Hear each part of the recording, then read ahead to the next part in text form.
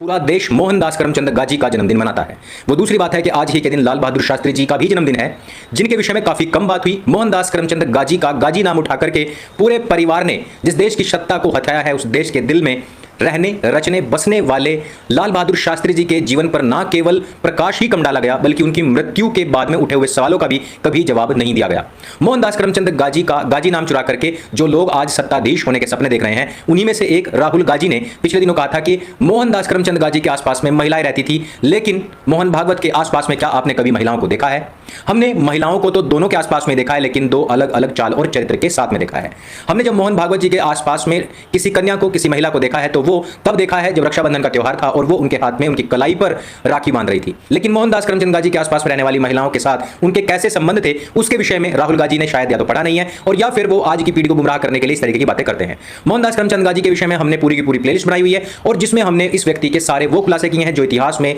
कभी बताए नहीं गए या फिर इतिहास पर मिट्टी डाल करके दबाने के प्रयास किए गए। लेकिन मोहनदास करमचंद गाजी का ये नंगा सच सबके सामने आना बहुत जरूरी है कि मोहनदास करमचंद गाजी जिन महिलाओं के कंधे पर हाथ रख करके चलता था, उसी प्रकार से वो उनके साथ में सत्य के प्रयोग भी किया करता था। सत्य के प्रयोग नाम की एक पुस्तक है जिसको खुद मोहनदास करमचंद गाजी ने लिखा है, और इस पुस्तक में मोहनदास करमचंद गाजी कहता है कि वो उन लड़कियों के साथ में सत्य के प्रयोग किया करता था उस आयु में जब मोहनदास करमचंद गाजी की स्वयं की आयु पूरी अधेड़ हो चुकी थी, वो मरणासन था, मरने के बहुत ही नजदीक था। लेकिन दूसरी तरफ वो जो लड़कियां थी वो 18-19 साल की थी। दोनों में इतना फर्क था कि एक तरफ तो ब्रह्मचर्य, जब आप 70-80 के पार पहुंच जाएं तो ब्रह्मचर्य के प्रयोग करने का उस समय पर कोई औचित्य नहीं बचता, क्योंकि उस समय पर आपकी फैक्ट्री बंद है, सारे टावर टूट चुके हैं, तो उस समय पर आपको सिग्नल मिलेंगे, ऐसा आप कैसे सोच सकते हैं। लेकिन दूसरी तरफ वो लड़कियां जो 18-19 साल की थी, जिनके हार्मोनल चेंजेस उस समय पर हो ही रहे थे, जो उस समय पर धीरे धीरे जवान हो ही रही थी, उस समय पर किसी नग्नावस्था में साथ पड़े हुए पुरुष को देख करके उनकी क्या मनस्थिति हुई होगी, यह किसी भी साइकोलॉजी के स्टूडेंट या टीचर से आप पूछ सकते हैं। उन महिलाओं, उन लड़कियों के दिमाग पर, उनकी जो मानसिकता है उसके ऊपर कितना बड़ा आघात किया गया मोहनदास करमचंद गाजी के द्वारा,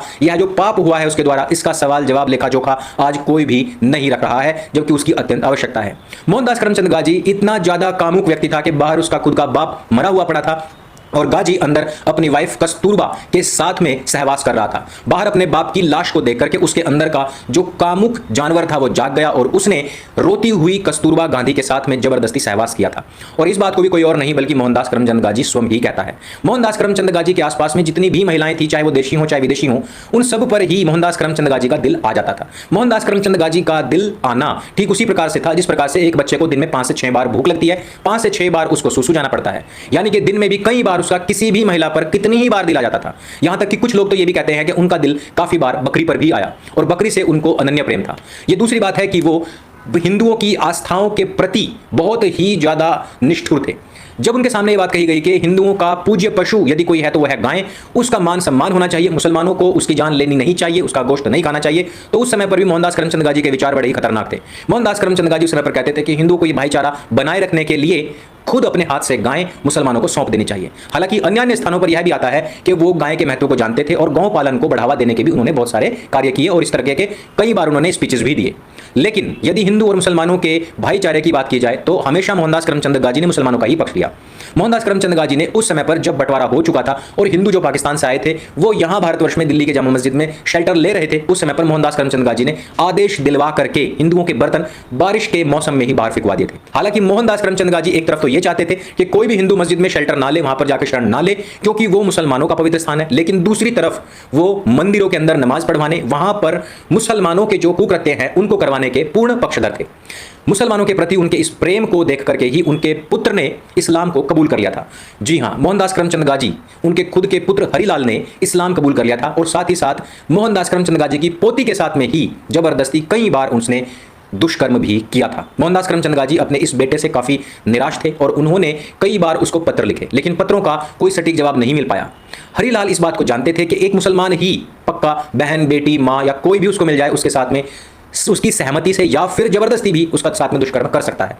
बहुत कोशिशों और बहुत मेहनत के बाद में कस्तूरबा गांधी ने आर्य समाज पहुंच करके उनसे गुहार लगाई, उसके बाद में इस व्यक्ति के साथ में डिबेट की गई, उसको हराया गया और उसका शुद्धिकरण कराया गया। लेकिन मोहनदास करमचंद गाजी बहुत ही एहसान फरामोश व्यक्ति था। मोहनदास करमचंद गाजी ने उभरते हुए आर्य समाज को दबाने का हर एक प्रयास किया। यही नहीं, जिस समय पर स्वामी श्रद्धानंद जी ने लाखों हिंदुओं की घर वापसी कराई थी, शुद्धिकरण कराया था, उसके बाद में उन्होंने उसी जामा मस्जिद में खड़े होकर के वेद मंत्रोच्चारण किया था, तब मोहनदास करमचंद गाजी के दिल में स्वामी श्रद्धानंद जी के प्रति जो नफरत थी वो जग जाहिर हो चुकी थी। यही नहीं, जब एक मुसलमान ने स्वामी श्रद्धानंद जी को, जबकि वो बहुत बीमार थे, उनके घर में घुसकर धोखे से उनको गोली मार उनकी हत्या कर दी थी। उसके बाद में मोहनदास करमचंद गाजी ने स्वामी श्रद्धानंद जी के हत्यारे को ही अपना भाई बताया था, और यही नहीं, उसके लिए लॉयर्स भी तैयार किए थे। यह तो कांग्रेस की परंपरा रही है कि धर्म या देश के खिलाफ बोलने वाले, उनके खिलाफ लड़ने वाले लोगों को हमेशा ही कांग्रेस ने वकील प्रोवाइड कराए हैं, सारी सुरक्षा मुहैया कराई और बड़े बड़े पदों पर उनको आसीन कराया है। चाहे वो मोहनदास करमचंद गाजी हो, चाहे चाचा नेहरू हो, चाहे इंदिरा गाजी हो, चाहे राजीव गाजी हो, चाहे सोनिया हो, या फिर अब राहुल प्रियंका गाजी हो। दोस्तों, मोहनदास करमचंद गाजी के विषय में यह भी बताया जाता है कि मोहनदास करमचंद गाजी ने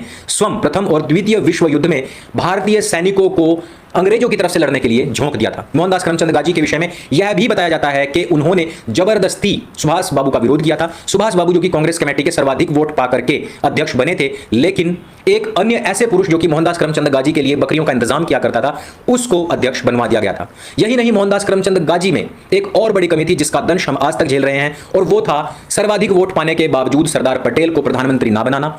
उसके विपरीत केवल एक वोट पाने वाले चाचा नेहरू को प्रधानमंत्री पद के लिए मनोनीत करना। उसके बाद में हमने देखा किस प्रकार से भारत का बंटवारा भी हुआ, कश्मीर का बड़ा हिस्सा भी गया, और यही नहीं, चाचा नेहरू की वजह से ही हमारे राम मंदिर को भी 70 साल तक का लंबा इंतजार करना पड़ा, क्योंकि उस समय पर सरदार वल्लभ भाई पटेल और राजेंद्र प्रसाद जी जानते थे, ये मानते थे और चाहते थे कि हमारा खोया हुआ वैभव और टूटे हुए जितने भी मंदिर हैं उनकी पुनर्स्थापना होनी चाहिए। आज तक हमारे देश के अंदर जो सेक्युलरिज्म का कीड़ा हमारे देश को धीरे धीरे खोखला करता रहा, उसके पीछे गाजी नेहरू की जोड़ी, इन दोनों का बड़ा ही स्थान है। यहां तक भी लोग कहते हैं और इतिहासकार इस बात को मानते हैं कि अगर मोहनदास करमचंद गाजी और नेहरू ना होते तो हमारे देश का बंटवारा भी ना होता और हमारा देश सेक्युलर देश ना होता। आप लोग ये भी जानते हैं कि बंटवारा हुआ ही धर्म के आधार पर था, लेकिन मुसलमानों ने अपने देश अलग कटवाने के बाद उनको इस्लामिक देश बनाया। लेकिन चाचा नेहरू के ऊपर सभी हिंदुओं का दबाव होने के बावजूद, सभी सांसदों का दबाव होने के बावजूद भी इसको हिंदू राष्ट्र नहीं बनाया गया, और उसका दंश भी हम आज तक झेल रहे हैं। आज भी हमारे देश में इस्लामिक घुसपैठ और उनके षड्यंत्र, देश को तोड़ने के कुकृत्य इसी प्रकार से जारी हैं जिस प्रकार से इस्लाम की स्ट्रेटेजी है दूसरे यानी कि गैर इस्लामिक देशों के खिलाफ।